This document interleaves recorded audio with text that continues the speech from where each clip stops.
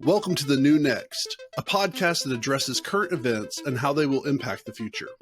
Co-hosted by the inquisitive public speaking champion, Mike McVeigh, and energy, economics, and technology expert, Matt Jensen. Join us as we explore all things energy, economic, tech, and political, and how they will affect our future. Podcasts typically grow by word of mouth. If you know anyone who would enjoy this content, sharing this in a message or by posting on social media would mean the world to us. Thanks for listening, and let's get started. My other question, which might not have as much weight right now, but what, remind me again why a public offering is better, or why I know it depends on situations, but from everything that we've talked about, or most of the time, it seems like going private is the best way to take care of things, because public owning it seems to be so dependent on people making sure we have the best price or whatever. So what is the benefit of going public? Is it just the amount of capital that's available? Yeah. So like if you're a public company, typically you have better capital access, but you also will typically gain a higher multiple on your earnings. So kind of like that price to earning ratio. Okay. There's more likelihood that you'll get a premium on your valuation. At the same time, if you've kind of run through a lot of public capital, and you have the opportunity to take that private, there's been a lot of technical ability that's been built off of that. So that's kind of an interesting proposition. Okay. So it just kind of depends. But, you know, like historically, you're going to get a lot more money. There's a lot more money to be earned by going public, but you also lose a lot of the control of your company. Yeah, so if, like, I understand software companies, the reason why they go public is basically to get enough money to actually do their, because there's so little money that's generally in the startup phase. But I guess it surprises me that more IT companies, well, maybe not. I guess it doesn't surprise me, because the money's the name of the game. So okay, never mind. I guess that makes me sad. So in recent years, I think it changed a little bit, because you had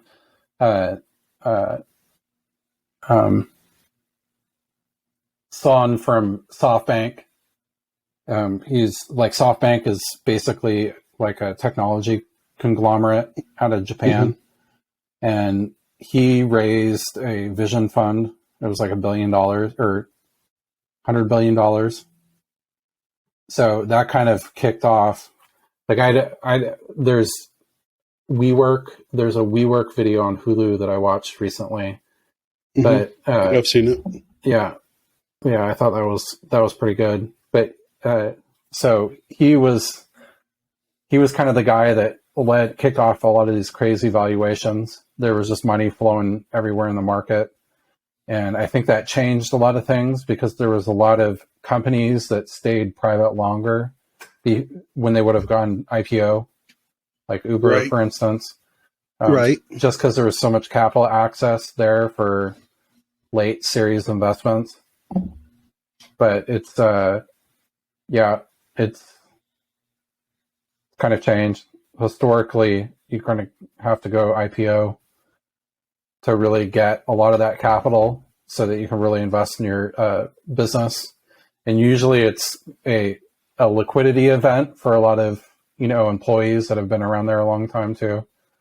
So they're able to sell their shares in the private market or the public market and, get some payback for the hard amount of work that they put in. Right. So Okay. I'd say the goal is always to go public for a lot of these companies, but running a public company is different than a private company, and there's different expectations. Basically, the board runs everything, but once you've taken VC money, venture capital money, uh, most people kind of lose control of their companies anyways from a founder sense, and the board essentially can fire you. So there's a lot of interesting things. So Yeah. When I watched the TV show Silicon Valley, so I know a little bit. that's, I mean, there's a lot of it's a great series. There's a lot of comparisons, I'd say, to real life with that. Yeah. Figured you'd enjoy that reference. Yeah, that's a good one. What do you think about We Crashed? Or was that what it was called? The Hulu WeWork? Yeah,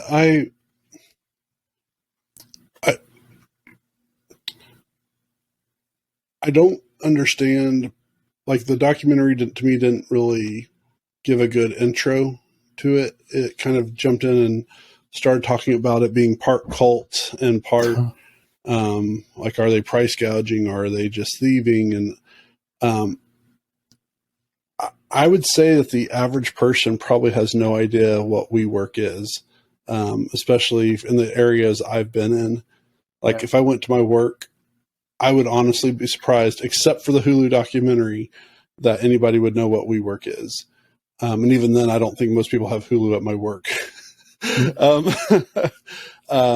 I heard about WeWork because of a podcast that our friend Brad introduced me to, that was comparing companies, like the downfall of one, or so like Netflix versus Blockbuster, Coke versus Pepsi, McDonald's what podcast versus. is that? I don't listen to it anymore because it became very. What was the name for that? Like, I could easily figure out the. I felt like they put too many episodes for every single thing. So it was like 7 episodes. Brad, well, you know what? I'll wake him up. He needs to be woke up. He goes to bed too early. That's not true. But it was a it was a good one. It was off of a specific podcast network, because I remember listening to a completely different series that was just jaw-droppingly amazing. But they had one that was compared businesses one to another, and overall it was a good one. And WeWork was brought up because they kept on advertising it like forever. It was like, what was behind WeWork? What was behind WeWork? Yeah. I still don't really completely understand what WeWork is. I get the idea that it's a business building that several small businesses could rent, basically lease space. Yeah, it's just office sharing.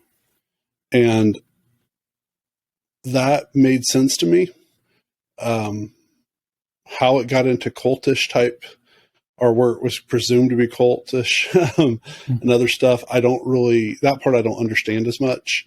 And I don't feel like the documentary did a good job of going into that side, because it kept on talking about like the owner, but I don't care about the owner. I don't know what the business is like, why this business is considered corrupt, or why we're having a Hulu special. There was another, I think it was on Hulu, but it's the one on the Lulu. No, the LuLaRoe. Yeah, LuLaRoe. I thought that was a really good documentary that at least really covered what the issue was, why this was controversial. And heck, HBO had a really good documentary series on a specific religious figure who decided to stop being religious and just be a controlling person. And they did a really good job of, again, I felt like they gave the narrative of both sides, what was going on. I feel like the LuLaRoe thing did a good job on that. WeWork, I really just didn't get it. Yeah. And so me not having knowledge about it prior, it did not feel I mean, when I try to Google it, like Wikipedia it or whatever, I'm kind of like, okay, so it's a business that shares office space. I mean, I really like that idea. I think that's cool. I don't understand what the problem is. Yeah. And I don't understand why they're having raves. Like, I don't even get that. I don't get the jump of where, hey, we're sharing office space together to all of a sudden we're doing weekend benders, that are going on like 72 hours and stuff. I don't feel like they did a good job of telling me how we got from point A to point D. And there's a lot of information that was missing. Like, was this part of their contract? Was this, well, and for me, like knowing about that already and reading about it for years and following the financials and being like, why are they worth 20, 30 times another company that basically does the same thing and has more space? Like I had that backstory, so it was probably easier for me to overlook that. So maybe I should go back and watch it sometime and see if, from your perspective. Yeah. And I think that's something that's difficult with a lot of documentaries and stuff as well on those kinds of things. Like, what's the one Hulu TV show? It's based on the true story with Elizabeth Holmes. Oh, that you really enjoy. Yeah, that was good. I had a hard time getting into it because I'd already known so much about the story and about the real Elizabeth Holmes that watching the caricature or the parody or whatever, the acting, I just completely like,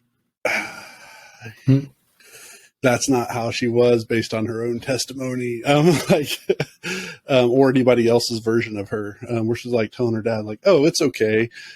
Just stick it to the other guy. I'm like, what? This isn't, that was exactly the opposite of how she was in high school and stuff. Yeah. I don't know about the house thing, but like her parents getting kicked out. But another thing actually that Brad got me into was, I'm more surprised Theranos, and I know this probably get cut because that would actually be an interesting thing to talk about, is Theranos and how it still hasn't made people that scared to buy into stuff without knowing anything about it. But yeah, Theranos, like I'm amazed that I never heard about Theranos until after the initial fallout and dismantling of the company. Interesting. And then I listened to this kind of, it was like a CNN Dateline style podcast, 5 or 6 hours, I think, between the episodes. And then I read the book. If you would like to learn more about the New Next podcast, find us at thenewnextpodcast.com, where you can suggest a topic you would like for us to cover. If you enjoyed what you heard, share the podcast, tell a friend about it, or rate us with 5 stars. We appreciate you.